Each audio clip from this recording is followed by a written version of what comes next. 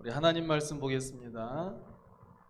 시편 23편 1절 말씀입니다.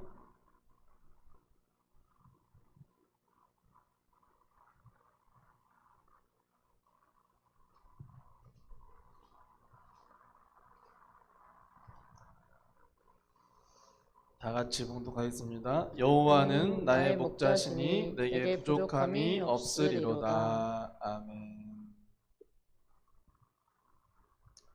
여호와 나의 목자라는 제목으로 말씀 전하겠습니다.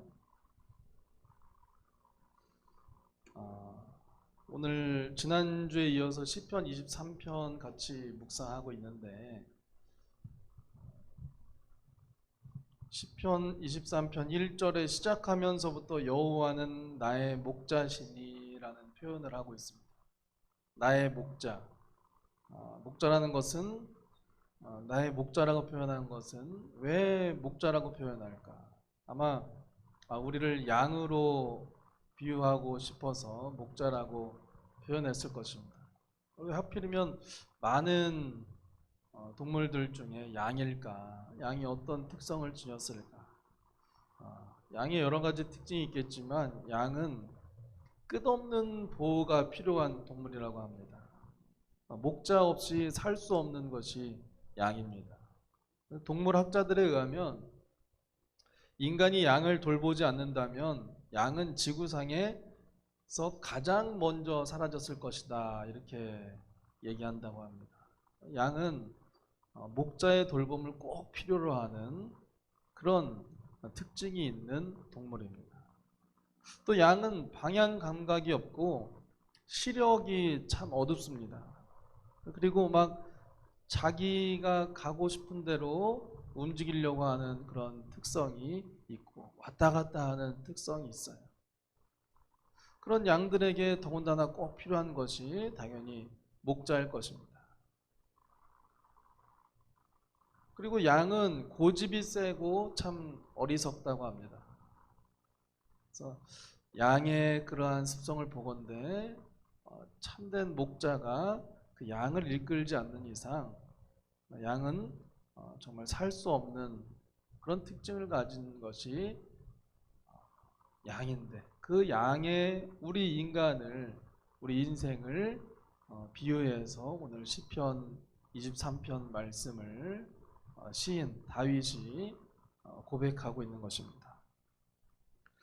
그래서 이 여호와는 나의 목자시니 내게 부족함이 없으리로다. 시편 23편 말씀 전체를 어지간하면 다 그리스도인이라면 외우시겠지만 특히나 이 시편 23편 1절 말씀을 외우지 못하는 사람은 아마 그리스도인들 가운데 없지 않을까 싶을 정도로 아주 유명한 말씀이죠. 지금 갑자기 시편 23편 1절을 외우지 못한다고 해서 마음에 찔림이 있는 분들, 지금 이 시간에 말씀 들으면서 외우시면 되겠습니다. 여호와는 나의 목자시니 내게 부족함이 없으리로다. 지금 1절에서도 나의 목자시니라고 나오고 있어요. 그리고 시편 23편 전체를 보면은 최소한 16번, 그리고 생략된 표현까지 하면은 17번 정도가 나라는 표현을 사용하고 있습니다. 하나님에 대해서 하나님이 그냥 누군가의, 다른 사람의, 나의 부모님이나 아니면 목사님이나 다른 누군가의 하나님이 아니라 나의 하나님으로 하나님이 고백되고 있다는 점입니다.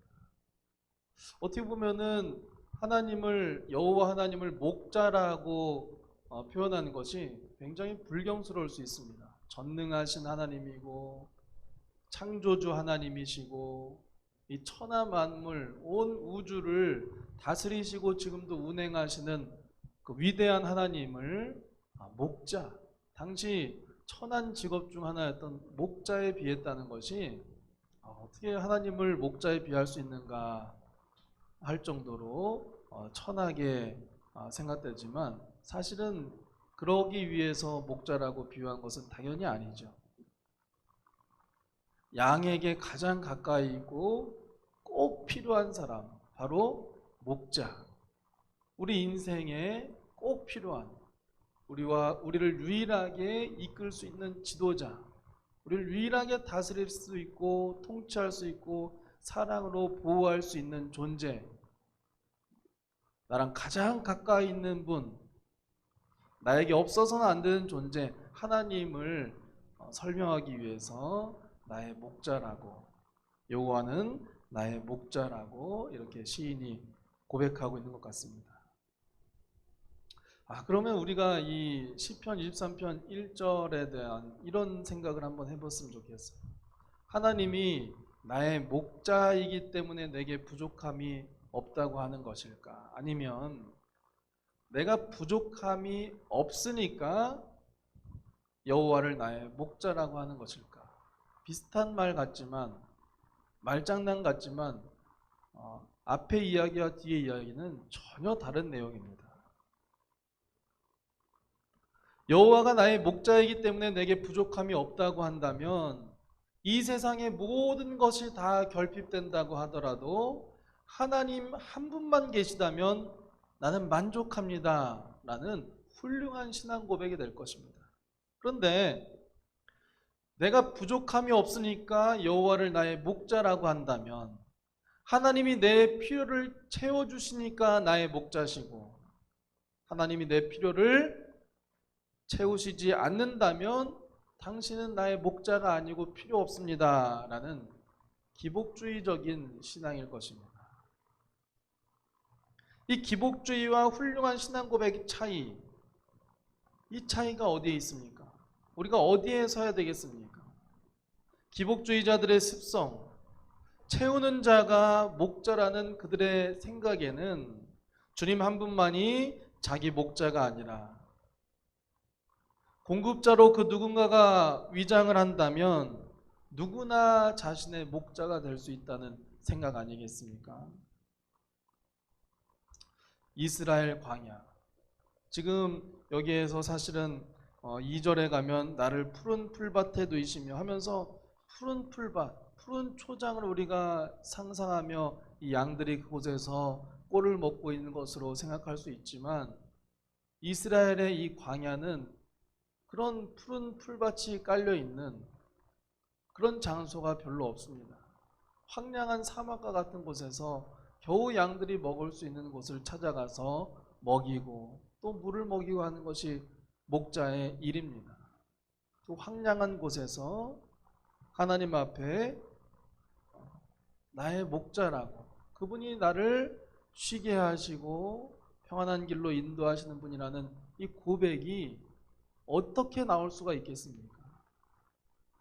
그것은 주님이 나에게 모든 것을, 내가 원하고 내 마음에 담고 있는 모든 것을 다 채우시기 때문에, 그래서 그 주님 때문에 내가 부족함이 없다, 그 주님이 나의 그래서 목자다 이렇게 고백하는 것이 아니라, 하나님이, 내가 바라는 그 하나님이 나의 참 목자이시기 때문에, 그 하나님 한 분 때문에 나는 부족한 것을 느낄 수조차 없습니다, 나한테 부족함이 없습니다 라고 고백하는 것 아니겠습니까?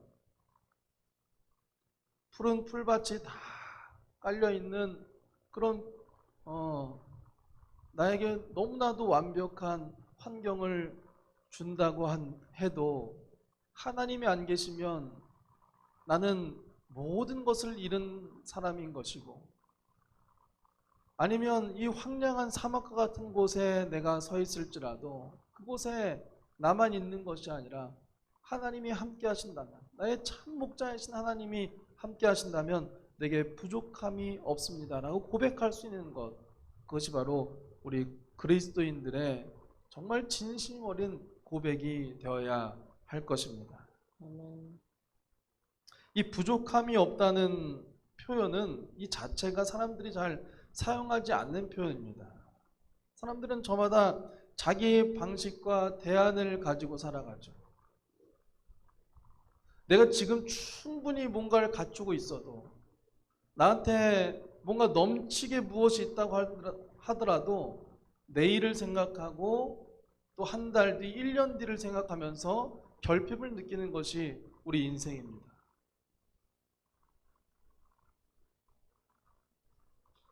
그런 인생 가운데 어떻게 우리가 부족함이 없다고 하나님께 고백할 수 있는가? 그것은 양에게 유일한 목자 되신 하나님, 그 하나님 한 분 때문에 내게 부족함이 없다고 고백하는 것입니다. 어떻게 그럴 수 있는가? 목자가 나를 보호하고 이끌고 내가 먹고 살 수 있고 내가 다음 길로 인도할 거라는 확신이 있기 때문에 그렇습니다. 내가 목자가 없을 때는 지금 당장 내 눈앞에 있는 먹을거리가 있더라도 이 다음이 불안한 거예요. 이걸 다 먹고 나면 어쩔까?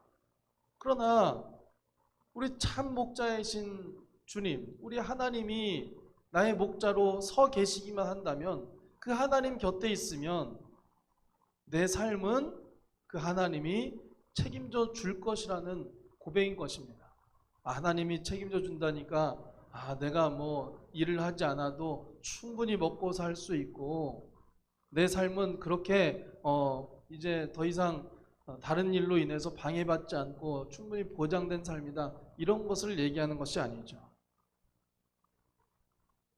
하나님이 내 인생을 붙들고 계시고 내 모든 것을 알고 계실 뿐만이 아니라 하나님이 나에 대한 확실한 계획을 가지고 계시고 그 계획된 곳으로 지금도 나를 이끌어 가시고 만들어 가신다는 이 확신 때문에 내게 부족함이 없습니다라는 고백을 우리가 하나님 앞에 할 수 있게 되는 것입니다. 우리 한번 우리 자신에게 질문해 봅시다. 나의 목자가 누구인가? 나는 내 어려움 앞에서 누굴 의지해야 되는가?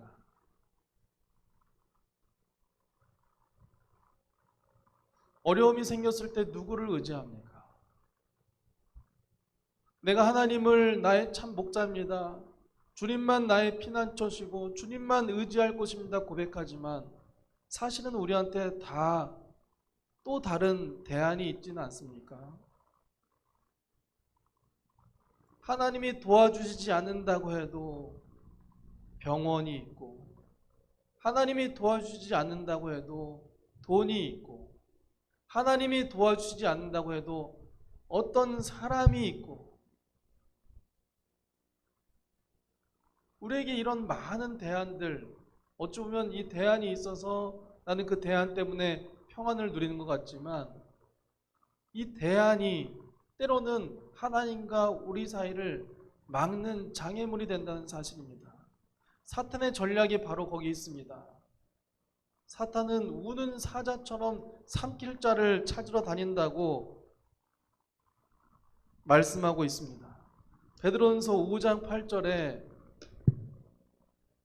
근신하라 깨어라, 너희 대적마귀가 우는 사자같이 두루다니며 삼킬 자를 찾나니 말씀하고 있습니다. 어떻게 삼키려고 할까요? 사탄의 전략이 무엇입니까? 바로 대안을 찾게 만드는 것입니다. 하나님 없이도 내가 평안을 누릴 수 있고 하나님 없이도 걱정하지 않고 살 수 있는 방법을 자꾸만 찾는 것이 우리 인생인 것입니다. 우리의 그러한 습성이 죄로 빠지게 됩니다. 우상을 가까이 하게 만들고 하나님 외에 다른 어떤 것에 대한 확신과 믿음을 갖고 살 수밖에 없는 인생으로 전락시키고 마는 것입니다. 우리의 기도 제목을 생각해 보십시오. 우리가 하나님 영광을 위해서 이러이러한 일을 하게 해 주십시오. 하나님, 제가 이 입시에 된다면, 하나님, 제가 이 취직이 된다면, 하나님, 제가 이 사람과 좋은 가정을 꾸릴 수 있다면, 하나님, 우리 자녀가 이렇게만 될 수 있다면, 하나님, 이 질병에서 고침받을 수만 있다면, 우리 가정이 어려운 경제활동이 조금 회복되고 그 어느 정도에만 이르게 된다면 하나님을 정말 열정적으로 모시고 살 수 있을 텐데요. 뿐만 아니라 많은 사람들에게 우리 하나님이 이렇게 하셨어 하면서 하나님 영광을 드러내고 복음을 전하는 일에 쓰임 받을 수 있을 텐데요. 근데 그 안에는 사실은 우리 욕심이 들어있는 것입니다. 하나님은 성경에서 많이 찾아봐도 그렇지 않은 방식으로 많이 일하셨습니다. 하나님이 그저 무언가를 툭 떨어뜨려 주시고 우리가 원하는 바를 성취하게 하심으로 말미암아 일하시는 방식을 잘 사용하시지 않습니다. 하나님은 오히려 우리를 결핍 가운데로 내모십니다. 어려움 가운데로 쫓아내십니다. 내 삶에 내가 정말 열심히 쌓아오고 만들어오고 정리해오고 세우던 것들을 어느 날 흔들어 버리십니다. 그 혼란 속에서 하나님을 찾게 하십니다. 그 혼란을 겪으며 고통을 겪으며 하나님께 한 걸음 한 걸음 나아가게 하십니다. 그런데 우리는 그 혼란을 내 당장 눈앞에 내 인생의 전부를 가로막는 것이라고 생각해서 이 일만 해결되면, 이 일만 회복되면 하나님 영광에 살겠습니다. 이것 자체가 하나님 영광 아닙니까 하면서 사실은 기도는 그렇게 하지만 이 일 해결하는 것에, 눈앞에 있는 이 어려움, 이거 없어지는 것에 우리의 모든 에너지와 관심을 쏟고 있다는 사실입니다.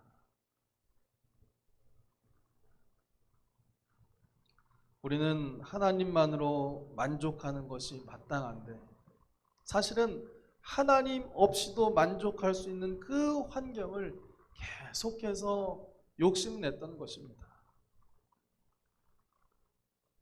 사탄은 그러한 우리를 집어삼키기 위해서 우리 주변을 맴돌고 있습니다. 우리 요한복음 10장 12절부터 15절 말씀 한번 같이 읽어보겠습니다.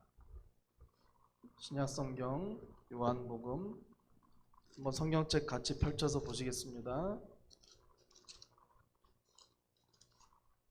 요한복음 10장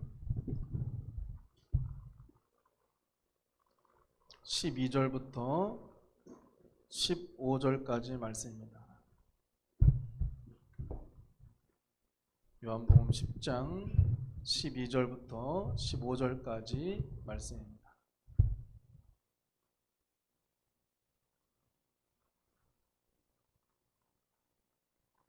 삭구는 목자가 아니요 양도 제 양이 아니라 이리가 오는 것을 보면 양을 버리고 달아나나니 이리가 양을 물어가고 또 해치느니라. 달아나는 것은 그가 삭구님 까닭에 양을 돌보지 아니하느니 나는 선한 목자라. 나는 내 양을 알고 양도 나를 아는 것이 아버지께서 나를 아시고 내가 아버지를 아는 것 같으니 나는 양을 위하여 목숨을 버리노라. 아멘. 참 목자가 구별될 수 있는 것, 양의 목소리도 알고 양이 무엇을 좋아하는지 어디로 이끌어야 될지 아는 것. 싹군 목자, 거짓 목자도 이런 일은 다 할 수 있습니다. 그런데 참 목자의 차이점이 무엇입니까? 15절 후반에 뭐라고 나옵니까? 내 목숨을 양을 위해서 버릴 수 있는 것. 이것은 참 목자만이 가능합니다. 참 목자이신 예수 그리스도만 가능한 일이 바로 자기 목숨을 버리면서까지 양을 지켜내는 목자인 것입니다. 우리가 이 선한 목자 되시는 예수님을 붙들고 나아가야 되겠습니다. 예수님도 믿고가 아니라 이 예수님만 믿고 살아가야 되겠습니다. 우리가 삶의 위기가 찾아올 때가 많이 있습니다. 그때가 진짜 목자를 의지해야 할 때가 온 때라는 사실입니다. 주님의 다른 것 다 내려놓고 정말 이제는 더 의지할 곳이 없습니다. 모든 걸 다 내려놓게 되는 그 순간이 바로 복을 받는 순간이라는 사실입니다. 주님 한 분만으로 만족하고 부족한 것이 없어진 그런 삶이 되면 우리는 그때 비로소 주변을 돌아볼 수 있습니다. 나에게 막 결핍이 많이 있어 보세요. 주변을 돌아볼 겨를이 없죠. 근데 내 마음에 이제 부족한 것, 결핍이 이제 없어지고 평안한 마음이 되었을 때 그땐 비로소 주변을 돌아보게 됩니다. 그리고 베푸는 삶을 살 수 있습니다. 다른 사람들을 받아줄 수 있습니다. 내 마음이 안 그래도 복잡할 때는 누가 나한테 조금만 찔러도, 아니 그 사람이 일부러 의도한 일이 아니라고 해도 받아줄 수가 없습니다. 받은 것 이상으로 몇 배나 되돌려주고 싶은 것이 우리 인생이지만, 우리 마음에 참 평안이 있고 감사와 기쁨이 넘치는 부족함이 없는 상황에는 어지간한 사람이 나를 찔러와도 하나님의 은혜로 그들을 감당할 수 있습니다. 그 평안함으로 우리 주변을 대하며 더 이상 지금 이 시대에 욕먹고 있는 그리스도인의 자리에 우리가 그냥 서 있는 것이 아니라 하나님께서 나를 붙드시고 내게 채우시고 나를 인도하시고 나의 참 목자가 되셔서 내 삶을 분명히 하나님이 의도한 곳까지, 계획한 곳까지 이끌어 가실 수 있다는 확신 속에서 우리 주변을 사랑으로 감싸고 사랑으로 세워가고 오히려 나를 버려 내 주변을 세울 수 있는 그런 삶이 우리에게 회복될 수 있을 것입니다. 하나님께 내 삶을 내어 맡기는 삶은 이만큼 풍성해질 수 있습니다. 감이 잘 안 오십니까? 한번 예를 들어보면, 제가 몇 년 전에 노회 목사님들하고 같이 노회에서 제주도에 간 일이 있었습니다. 2박 3일 동안 갔어요. 2박 3일 동안 제주도에 갔는데 우리끼리 다니는 것이 아니라 거기 여행사에 상품을 가지고 패키지로 목사님들이 이제 관광버스 한 2대 정도로 해가지고 이렇게 같이 다녔습니다. 제주도에 가서 제주도 몇 번 가봤지만 그때가 가장 편했던 여행 같습니다. 운전할 일도 없죠. 다음에 뭐 먹어야 될지 고민 안 해도 되죠. 어디 가서 관광해야 될지 생각 안 해도 되죠. 그냥 내리세요. 자, 이제 저 식당에 들어가세요. 들어가면 되고, 자, 앉아서 드세요. 먹으면 되고요. 차 타세요. 차 타면 되고요. 내려서 산책 1시간 동안 하고 오세요. 그럼 산책 1시간 다녀오면 되고요. 자, 이제 오늘 일과 끝났습니다. 들어가서 주무시고 내일 아침에 나오세요. 그렇게 하면 되고요. 아무 걱정이 없어요. 어디에 맛집이 있는데 여기는 좀 비싸구나. 여기는 가성비가 좋은 곳이구나. 그럼 점심을 여기서 먹고 저녁을 어떻게 하고, 이런 걱정 하나도 안 하고 2박 3일을 보냈습니다. 너무 보러 다니는 곳이 많아서 조금 체력으로는 힘들었지만 아무 생각 없이 2박 3일 그냥 푹 쉬었다 온 기분이 들었습니다. 어찌 보면 누군가 나한테 이렇게 하세요 저렇게 하세요 하면서 나를 구속하는 것 같고 나한테 자유가 없는 것 같아 보이지만, 사실은 거기에서 참 평안이 있더라는 것입니다. 가이드만 믿으면 되니까. 제주도에 대해서 나보다 훨씬 잘 알고 있는 그 가이드를 믿으면 되니까요. 가이드가 가라는 곳에 가고 먹으라는 곳에서 먹고 하면 되니까요. 다음 일정도 가이드가 이렇게 잘 해놨을 것을 믿고 있으니까요.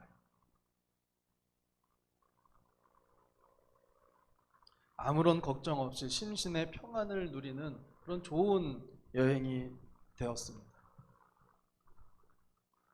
하나님께 우리의 삶을 맡기는 것이 바로 이런 것입니다. 하나님께 맡겨서 이 말씀에 비춰서 산다는 것이 때로는 구속 같고 뭔가 묶여 있는 것 같고, 세상 사람들 자유롭게 하는 것에 대해서 나 스스로 제약을 받는 것 같고 어려운 일 같고, 주일이면 교회를 나오든지 교회를 못 올 상황이 되니까 이렇게 온라인 예배를 같은 시간에 드려야 하고, 그리스도인으로서 사람들이 그리스도인에 대해서 손가락질할 때 그 손가락질도 같이 받아야 하고, 우리의 받은 사명을 떠올려야 되고 그 사명에 따라 사는 인생이 되어야 한다는 그런 구속받는 어려움이 있는 것 같지만 사실은 실제 그 안에 참 목자 되신 하나님이 내 삶을 여기까지 인도하셨듯이 앞으로도 분명히 이끄실 것이라는 그런 확신 속에 참 평안을 누리게 될 줄 믿습니다. 아멘. 그 하나님을 의지합시다. 그 하나님밖에 없습니다. 우리의 삶을 누가 그렇게 완벽하게 책임을 져주시겠습니까? 어떤 사람이 나의 인생에 대해서, 아니 자기 자신의 인생에 대해서도 내일을 장담할 수 있는 사람이 이 세상 아무도 없는데 내 삶을 붙들고 끝까지 책임져 주시겠다는, 목적한 곳까지 우리를 이끌고 가실 수 있는 분이 이 세상에 어떤 존재가 있겠습니까? 우리 하나님만 유일한 나의 참 목자가 되시는 줄 믿습니다. 아멘. 그래서 그 목자가 나와 함께 하시기 때문에, 나를 떠나지 않고 함께 하시기 때문에 나는 부족함이 없으리로다 고백하게 되는 줄 믿습니다. 하나님이 함께 있는 것 자체가 나에게 결핍이 없음을 고백하게 되는 것인 줄 믿습니다. 아멘. 이번 한 주 살아갈 때 하나님이 나의 목자 되십니다. 그래서 부족함이 없습니다. 그래서 평안함이 있습니다. 그래서 내 주변도 돌아볼 수 있습니다. 참 목자로서 나에게 진정한 평안을 주시는, 진정한 평안을 주시는 하나님 때문에 내 주변도 세울 수 있는 사람이 됩니다. 고백하는 우리가 됐으면 좋겠습니다. 그 하나님의 사랑은 어디까지 갑니까? 우리가 아까 불렀던 찬양, 주님이 다시 물고기 잡으러 갔던 제자들, 그들 앞에 나타나셔서 물고기 하나도 못 잡고 있는 제자들에게 나타나셔서 물고기를 이른 아침에 구워서 아침상을 차려주시면서 시몬, 베드로야, 네가 나를 사랑하니? 예수님을 배신하고 3번이나 부인하고 마음 아파하고 있는 그 베드로에게 찾아가서 어떻게 하면 내가 예수님에게 이 오해를 사실은 풀고 싶은데 다가갈 용기도 안 나고 다가갈 방법도 없고 고심고심하며 이제 다시 물고기 잡는 사람이나 돼야지 했던 그 베드로에게 찾아가셔서 베드로가 먼저 꺼낼 수 없던 말, 제가 주님을 사랑합니다. 제가 주님을 사랑하는 줄 주님이 아십니다.